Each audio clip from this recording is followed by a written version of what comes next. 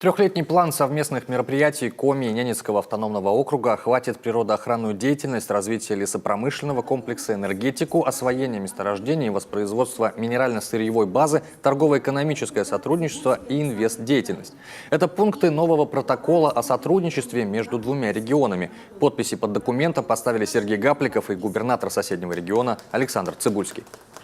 Ненецкий автономный округ, Республика Коми – это, по сути, одна экономическая система. Мы сильно связаны между собой территории и в национальном плане, и в плане экономики. Нам, по большому счету, не нужны дополнительные соглашения, чтобы сотрудничать. Это естественным образом уже годами и десятилетиями сложившиеся отношения. Тем не менее, для, так сказать, формализации их мы сегодня подписали это соглашение. Уверен, что в дальнейшем будем углублять вот эту нашу исторически сложившуюся экономическую, гуманитарную и социальную связь. Спасибо, Александр Витальевич. Я хочу поблагодарить за проделанную работу. Действительно, все актуализированное заложено в указанном протоколе. Мы, правда, уже давно взаимодействуем в рамках практически единого экономического пространства. Все, что происходит у нас, происходит в совместных планах развития в дальнейшем.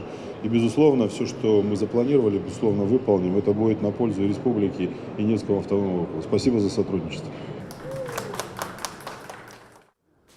Также стороны обговорили сотрудничество во внедрении проектного управления и реализации нацпроектов, занятости населения, оленеводства и рыбного хозяйства. Все эти темы легли в основу встречи руководителей субъектов на Российском инвестфоруме в Сочи.